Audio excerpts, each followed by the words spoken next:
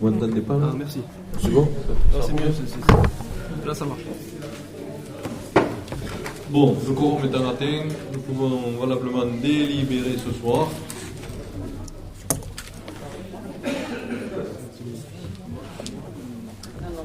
Allez, je vais quand même faire l'appel, comme on aurait oublié quelqu'un. Alors, Sandrine, Oui. elle est là. Bonsoir, je suis là, présente. Maïté, Je suis là. ah. Frédéric, Présente. Jean-François Roux s'est excusé. Philippe Dufour. Philippe Brett. Michel Labatut. Oui. Christian Touérumo. Nicolas Mélier. Ah, on n'a pas donné la procuration. Tu veux prendre la procuration de Raymond de Barthes? Allez, d'accord. Maïté, enfin. Jean Rodriguez. Oui. Nicolas Laveillerie. Oui. Étienne Barrère. Oui. Daniel Pelot est excusé. Gérard Bézera, il n'est pas là. Philippe Boyer. Oui. Annie Desnaux. Oui. Patrick Dupos, n'a rien dit. Guy Noël Dufour. Oui. Pierre Dulon, absent. Patricia Espéron. Xavier Fernandez Ménin. Denis Gobe. Charles Labatut a donné procuration à Michel Labatut. Martine Laborde. Bernard Marseillan. Michel Mesté. Sophie Pujos. Alexandre Baudouin a donné procuration à Nicolas Mélier. Jean-Paul Beyri. Gisèle Biemouret. Béatrice Brette-Garcia est excusée. Maxime Castelnau est excusé. Hélène Delpech, pas de nouvelles. Isabelle Dufour, pareil. Charlotte Fernandez, pareil. Patrick Jacosa aussi. Cécile Laurent a donné procuration à Frédéric Brossard.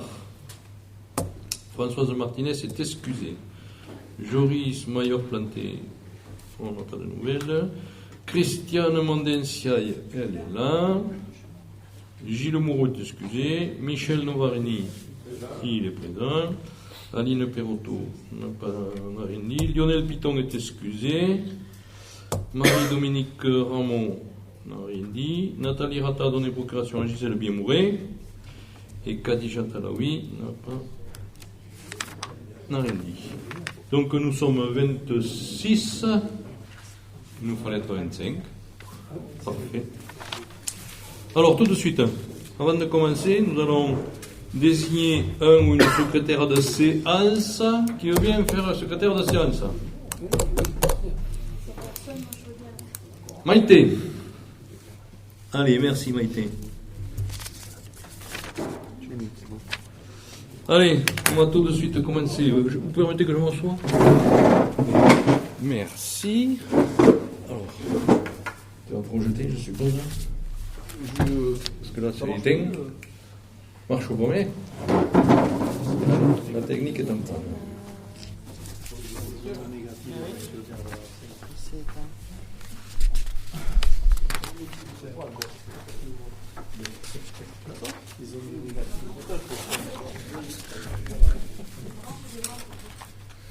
Hein? Ça chauffe. On dirait. Ça revient.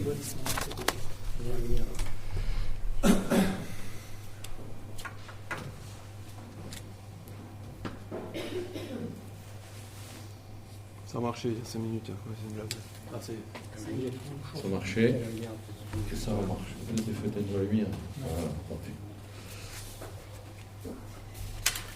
Alors, c'est bon? On jette, hein? Vous le voyez? Donc, communication, le numéro 00, l'exposé 00. Communication des décisions prises par le président par délégation du conseil communautaire. Alors, un arrêté modifiant, et portant nomination des nouveaux membres du conseil d'administration au CIS. Au CIS, on a eu 3, 2 ou 3 démissions des membres nommés. Et 3, c'est? Oui. Donc il nous faut renommer au niveau du... Qui c'est qui dit 4? Florence. Ah, c'est Florence qui nous précise qu'il y a 4 nommés qui ont démissionné. Donc au prochain conseil d'administration, nous renommerons 4 personnes. Alors, Il y a des collèges, il y a des choses, il y a des... Oui. Il y a plusieurs collèges. oui, il y a plusieurs collèges. Il y a M. Dornel de l'UDAP qui a démissionné pour des raisons personnelles. Après, je ne sais plus trop qui. Après, il faut respecter les collèges. Voilà, il faut respecter les collèges. Il faut retrouver des personnes dans ces collèges. Donc apparemment, c'est fait. On a retrouvé les 4 collèges seront pourvus. Au niveau des marchés publics et des ordres de service, instruction de demande d'autorisation d'urbanisme en date du 3 janvier 2023, avec un marché au mois d'avril qui va se faire avec 12 090 €. Étude de travaux de pose de réseau cuivre au centre Salvandi avec Orange pour 1 945 €. Étude de travaux de pose de réseau fibre, toujours au centre Salvandi, avec Orange pour 3 266 €. Un audit énergétique sur l'ensemble du bâtiment centre Salvandi pour 3 450 €. Une mission SPS pour la création des locaux d'accueil périscolaire à Montréal pour 2 480 €. Diagnostic d'amiante et plomb avant travaux du même à Montréal du Gers, donc pour 932 €. Une mission OPC, création de locaux d'accueil périscolaire à Montréal du Gers, pour 8 580 €. Un accord cadre de travaux de marché de fauchage et débroussaillage. Il y a une entreprise qui n'a pas donné suite donc au marché, donc il a fallu reprendre une nouvelle entreprise pour le programme 2023, puisqu'il ne reste plus que 23, sur les lots numéro 8 de Cassaigne-Mouchamp et le lot numéro 9 de Beaumont-Lard-Seigle, dont c'est l'entreprise de travaux agricoles Guerrier qui fera les travaux. Voilà. Pardon? Et pardon, qui c'est d'où ils sont? Peut-être oui, Nicolas. Oui, c'est moi. Il n'a pas posé la question au micro. Donc, d'où ils sont l'entreprise? Oui, d'où ils sont, d'accord. Nicolas, peut-être vous savez d'où est monsieur l'entreprise Guerrier?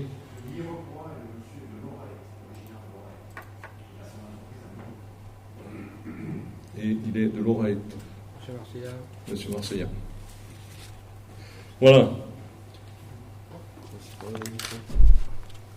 Pardon. Merci, oui, de parler dans le micro. Olivier. Après, nous avons enregistré des contrats et des conventions, 2 conventions. Une convention de collecte de dons, on en a parlé, et on va en reparler aujourd'hui, je crois. Fondation du patrimoine pour Salvandi, pour une durée de 5 ans. Et une autre convention d'assistance et conseil dans le domaine des risques et assurances, avec le cabinet Julien, qui nous assure tous les véhicules et tous les... C'est pas ça? Non. Il nous accompagne dans notre risque assurance. Ah, j'ai pas parlé au micro. Pardon. Il nous accompagne dans notre risque assurance. Et c'est pas notre assureur. C'est eux qui nous aident à monter les marchés, qui nous accompagnent sur nos sinistres et globalement sur toutes nos questions en matière d'assurance. Donc c'est du conseil. Oui. Pardon. Voilà, pour ce qui est de cet exposé, on va passer, donc il ne faut pas en prendre acte, tout ça. Donc on va passer à l'exposé numéro 00 bis. C'est l'approbation du procès verbal de la séance du Conseil communautaire du 15 février. Avez-vous quelque chose à dire sur ce procès verbal? Il vous paraît fidèle, sincère? Tout est dit. Y a-t-il des contre? Des abstentions? Je vous remercie. Exposé numéro 1, ouverture de crédit pour paiement anticipé, budget principal. Donc on l'a vu en plénière il y a 8 jours, mais on l'avait déjà passé l'autre fois en public. Mais bon, c'était une nouvelle règle qui s'applique et que nous n'avions pas appliquée. Bon, vous connaissez le mécanisme de tout ça. Normalement, c'est 25% du budget précédent, mais aujourd'hui, il faut enlever les restes à réaliser de ces 25%. Qui est une nouvelle règle qui s'applique depuis quelque temps. Donc on n'avait pas enlevé ces restes à réaliser, donc c'est pour ça aussi que je vous propose dans le budget principal, au chapitre 20, immobilisation incorporelle, donc il y avait au budget 22 pour 547 715, il fallait enlever 86 690 de restes à réaliser. Donc le montant pris en considération, c'est 461 025, dont 25% de ces 461, ça donne 115 256. Et vous retrouvez le même procédé sur les 4 lignes. Et en plus, il faut joindre les crédits que l'on doit utiliser normalement, donc ils doivent être inférieurs à cette somme. Donc on voit bien que là, nous sommes bien à 110 000 euros, qui sont tout à fait inférieurs aux 1 566 000. Y a-t-il des questions sur ces modifications au budget principal? Non? Des contre? Des abstentions? Je vous remercie. Exposé numéro 2, mais là on retrouve la même chose, mais pour le service commun, dans l'appareil, le même raisonnement.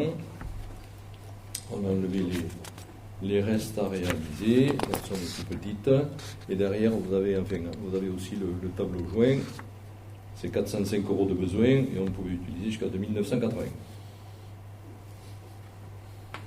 Pas de remarques? Y a-t-il des contre? Des abstentions? Je vous remercie. On est toujours sur le même façon de faire avec l'exposé numéro 3, au budget de l'aérodrome de Héret. Donc là, il fallait joindre le tableau parce qu'il n'y avait pas de reste à réaliser. Pointeur? Non. Y a-t-il des contre?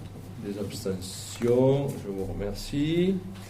On arrive à l'exposé numéro 4, appel à projet, reconquête des friches en Occitanie. Donc ça, on en avait parlé aussi déjà.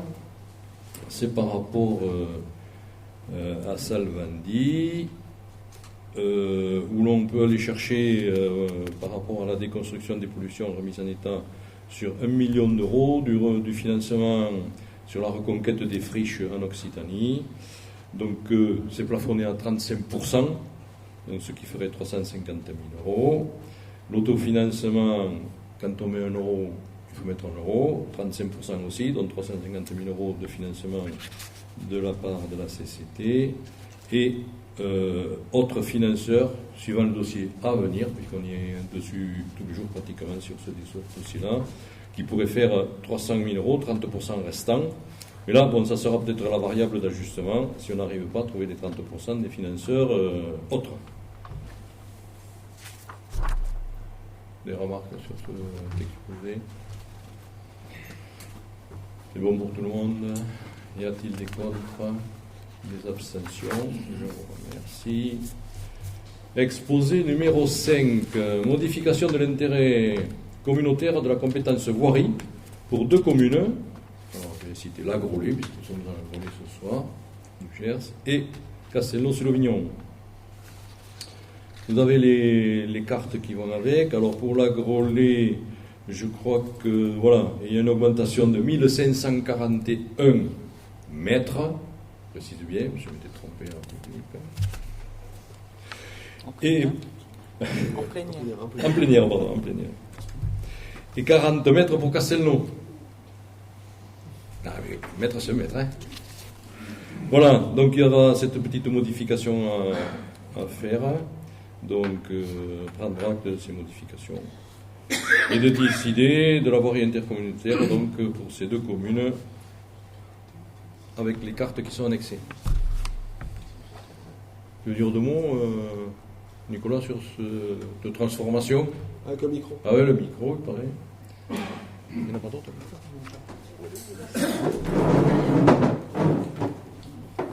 Ah, mais il est derrière.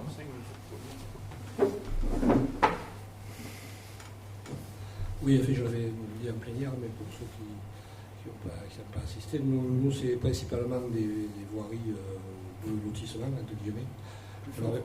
Oui, c'est principalement des voiries de lotissement qu'on n'avait pas souhaité confier au départ, parce qu'on ne souhaitait pas confier les banquettes de route, parce que les banquettes de route doivent être entretenues différemment, je veux dire, doivent être tondues. Donc on a fait passer le géomètre pour ne confier à la CCT que l'emprise qui est goudronnée. Et on se tombera toujours les bords, on ne demandera pas la tonte. Donc on a refait des parcelles identifiées sur la voirie en dur. C'est principalement ça, donc c'est 1,5 km, donc c'est quelque part aussi 3 000 €. Tout à fait. Qui arrive. Exactement. Merci Nicolas. Et pour Casselno, c'est une déviation de la route communale demandée par un privé. Route communale qui passait devant sa maison, il a souhaité la faire passer derrière. Donc on a vendu une partie de la voirie, on a racheté évidemment une déviation, une courbe, c'est plus long qu'une ligne droite, donc ça faisait 40 mètres de différence. C'est ce qui va faire cette modification. Voilà. Pas de commentaires. Y a-t-il des contre? Des abstentions? Je vous remercie. On arrive à l'exposé numéro 6, comité de programme leader 23-27. Nous avons reçu un courrier du PETR du Pays d'Armagnac en date du 9 février que je vais vous lire.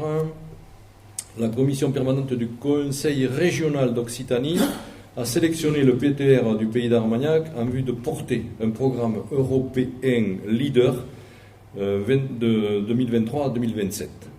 Notre territoire bénéficie de ce dispositif depuis 20 ans et les communautés de communes ont toujours été associées à sa mise en œuvre au travers notamment du comité de programmation. Donc, dans la continuité des précédents programmes, je vous propose de faire nommer par votre conseil communautaire 4 personnes, 2 titulaires, 2 suppléants, qui représenteront votre communauté de communes au sein du comité de programmation leader 23-27. Donc ça vient du président Michel Degas qui nous a envoyé cette lettre. Donc on en a parlé en plénière. Donc il faut 2 titulaires et 2 suppléants. Donc je vous avais proposé en plénière les 2 titulaires, Nicolas Mélier et moi-même. Et en suppléant, Martine Laborde et Christian Touirumont. Qu'est-ce que ça pose de problème? Est-ce que vous êtes d'accord avec ça? Pas de questions. Y a-t-il des contre? Des abstentions? Bon, je vous remercie. Donc nous siégerons à ce comité. L'exposé numéro 7. C'est la confirmation du choix de ne pas réaliser une évaluation environnementale sur les avis conformes de la MRAE et les modalités de mise en disposition du public et de la procédure de modification simplifiée du plan local d'urbanisme intercommunal. Philippe, tu vas nous dire le micro. Ah oui, le micro.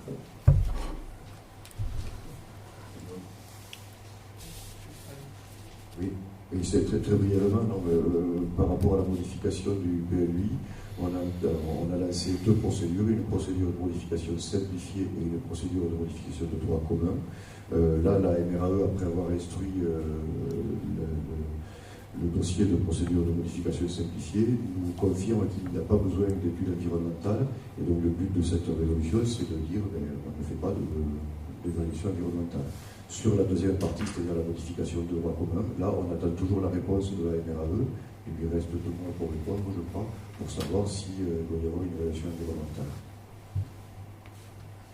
S'il y a des questions. Pas de questions là-dessus? Pierre, peut-être un petit commentaire? Pour info, j'arrête après. Dans la modification simplifiée, on en parlait dans la commission d'urbanisme, il s'agissait de corriger tout un ensemble de coquilles réglementaires, de hauteur d'égout, de machin, de trucs qui bloquaient les permis, et de modifier. Ce qui est modifié de manière cartographique, c'est l'épaisseur du trait, quoi. C'est une parcelle qui était manifestement pas dans sa bonne zone, etc. Donc c'est à ce titre-là que la MRAE a jugé qu'il n'y avait aucun enjeu environnemental sur ce sujet-là. Pierre, on va rajouter 2 mots. Juste un petit complément sur la deuxième partie de la délibération. Vous décidez des modalités de mise à disposition du public du dossier. Mise à disposition du dossier au public. Donc il aura lieu du 5 mai au 5 dates. Donc voilà. Donc on vous mettra à disposition des dossiers papier Du 2 mai. Du 2 mai au 2 juin. Ouais, ça. Voilà. Donc, que le public puisse venir faire part de ces observations, alors que dans la modification de droit commun, ce sera une enquête publique. Là, c'est juste une mise à disposition. Demain à 8h30 jusqu'au 2 juin, 17h. Est-ce que ça appelle des commentaires, des questions? Apparemment non. Donc, y a-t-il des contre? Y a-t-il des abstentions? Je vous remercie. Et donc, je suis arrivé au bout de l'ordre du jour de cette publique. Je n'ai pas eu la presse. Pas la presse aujourd'hui? Non. Bon. Pas la remercie. L'ordre du jour n'est pas suffisamment Voilà, intéressant. Est-ce que vous avez des questions diverses? Christian. Moi j'en ai une qui porte, puisqu'on a un changement d'entreprise sur la commune, dont je ne doute pas que les services techniques fera le nécessaire pour informer quand même la nouvelle entreprise qu'on souhaite de la régénération naturelle assistée le long des routes, et donc il ne passe pas le castor partout. Voilà, qu'ils soient bien prévenus qu'aujourd'hui on veut, lors de la réunion de la commission de voirie, ça avait été bien pris en compte, et je ne doute pas que le service technique leur rappellera. C'est une nouvelle entreprise, donc peut-être qu'ils vont vouloir le faire, que ça soit propre, mais nous justement on ne veut pas que ça soit propre. Voilà. Alors ça va être compliqué. Mais je ne doute pas de l'efficacité du service technique de la communauté de communes. Du temps que j'ai un petit peu de disposition, s'il faut suivre le tracteur, je suivrai le tracteur aussi. Bon, il faudra que tu le dises à ton voisin, Michel, qui est responsable de la voirie. Je pense que les services techniques ont entendu derrière aussi. Alors, Voilà. a priori, on a une réunion de voirie le 18 avril, donc ça va peut-être le moment de en reparler. Merci Michel. Sandrine. Oui, je rebondis, mais ça me fait penser à quelque chose. Sur les bords de nos routes, on retrouve beaucoup de déchets plastiques, plastique notamment. Et c'était une question que je me posais en fait quand il y a ce que tu disais, Christian, c'est-à-dire quand il passe le tracteur pour tailler, est-ce qu'il serait possible je sais que ça va être compliqué, mais de les faire ramasser les déchets, parce que souvent ensuite ils sont mis en 1000 morceaux et ça devient des microplastiques qui partent. Voilà, donc c'est un vrai souci. Alors il y a une opération qui peut être menée au sein de la communauté de communes, puisqu'il y a des sociétés de chasse dans toutes les communes. Il y a une opération nationale qui s'appelle Nature Propre et qui est menée par la Fédération nationale des chasseurs et qui est déclinée dans toutes les fédérations, et dont le Gers cette année participe à l'opération. Alors je crois que c'est au tout début avril, si ma mémoire est bonne. Et pour l'instant, il n'y a que sur la vallée de la Dour où c'est que les sociétés de chasse vont se mobiliser pour aller nettoyer les berges de la Dour. Voilà. Mais c'est une opération qui peut se faire sur le long des routes, en campagne, un peu partout. Il suffit de mobiliser nos chasseurs, et l'opération est même aidée financièrement, donc et ça ne leur coûtera rien. Donc il faut qu'ils se rapprochent de la Fédération des chasseurs. Bon, pour cette année, l'opération est bouclée, mais peut-être pour l'année prochaine, ça peut être aussi une opportunité à nous de les mobiliser pour justement passer avant que les entreprises passent le long de nos routes. C'est du domaine du possible. Ouais. Alors peut-être prévoir aussi au niveau de la Comcom peut-être un petit budget aussi, parce que il y a quand même plus ou moins de frais parce que c'est pas réservé qu'aux chasseurs, c'est réservé, c'est lancé par les chasseurs, mais tout le monde peut y participer. Donc, en général, il y a un petit casse-croûte le matin, et puis à midi, il y a un petit apéro, ou bien souvent, parfois un repas que font les chasseurs pour remercier les gens qui sont venus. Donc voilà, peut-être l'année prochaine, il faudra prévoir un petit budget si on se lance dans cette opération-là. Voilà. Mais il y a cette possibilité. Ouais. Moi, je pense que ça serait vraiment intéressant, peut-être même de se mobiliser. On le fait dans nos communes, des journées citoyennes pour ramasser les déchets. Je sais que c'est vraiment dommage parce que des gens continuent à jeter des déchets depuis leur voiture ou je ne sais. Donc, c'est pas leur rendre service que de nettoyer derrière eux. Malheureusement, ça devient un vrai problème. ces déchets en bord de route. Donc il faudrait peut-être réfléchir à ça, Président. Idée retenue. Et d'après ce qu'a dit Pardon, Denis.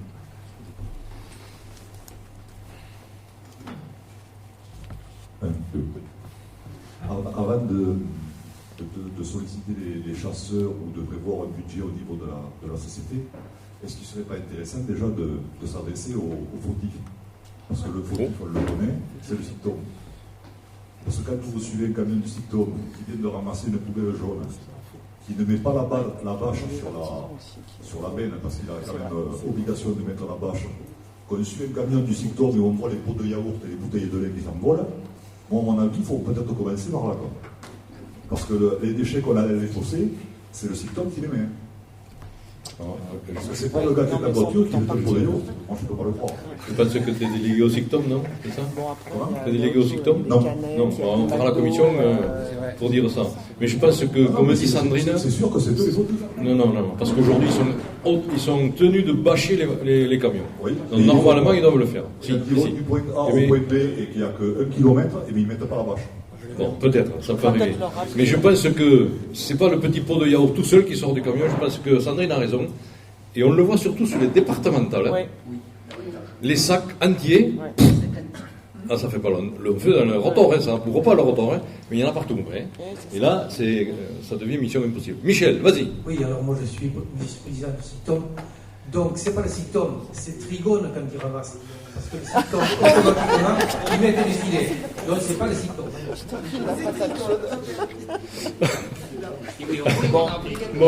On voit beaucoup de, je ne veux pas citer d'une marque de hamburger par exemple, beaucoup de des canettes de toutes sortes.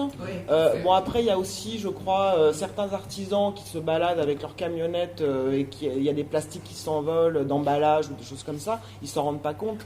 À mon avis il n'y a pas que les déchets du SICTOM ou de Trigone. Mais bon, voilà. Non, mais c'est bien de l'avoir soulevé. Et je reviendrai sur ce qu'a dit Christian quand même. Bien entendu. Moi, je souligne l'initiative et encore une action supplémentaire des chasseurs. Oui.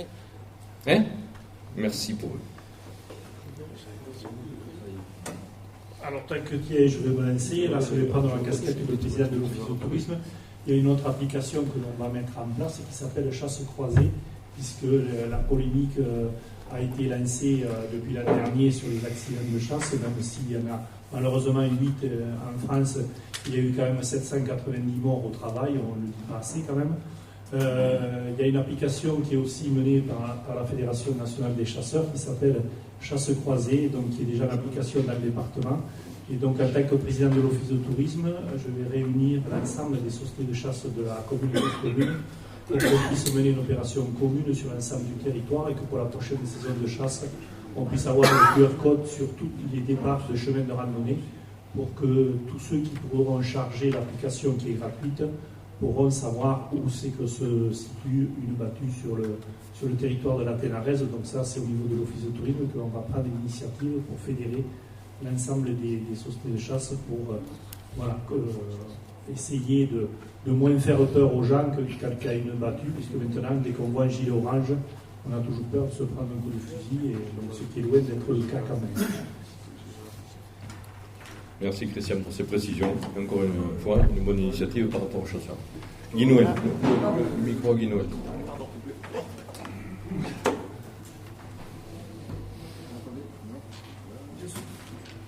Vous entendez là? Oui. Je vous ai rapporté une petite note verte pour informer qu'au niveau de Blavière, donc on organise une grande journée de fête des plantes le dimanche 16 avril, toute la journée. Il y aura une trentaine d'exposants, pépiniéristes, artisans. Donc ça s'appelle Fête le printemps à Blavière. Et voilà, donc on va essayer de cibler ça sur les plantes sobres en eau. Toute la journée, dimanche 16 avril à Blavière. Merci Guy Noël, bonne initiative aussi. Allez, qui dit mieux? On est parti là. Philippe. Oui, je voudrais juste rappeler à mes collègues que samedi, il y a à Auch le congrès de l'AMF. Vous avez eu notamment dû recevoir un mail chez chacun d'entre vous. Et vous êtes attendu au don de Circa à Auch samedi. Voilà. Très bien, Philippe. On a fait le tour. Donc je vous remercie pour... Pardon? Non. Donc je vous remercie pour cette publique. Et j'ai oublié de laisser la parole tout à l'heure à Nicolas, de le remercier pour le prêt de cette salle.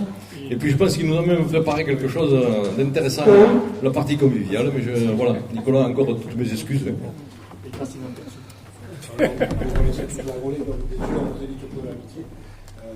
Oui, oui, ça marche.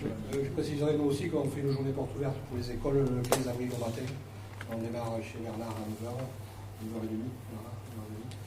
On vient à la volée, histoire de faire découvrir les services scolaires des deux communes.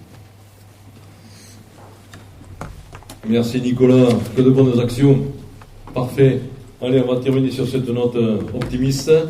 Donc merci pour votre présence. Merci, on revient bientôt là, ici, chez toi. La semaine prochaine, voilà. Très bien. Bon, bien, merci à vous tous.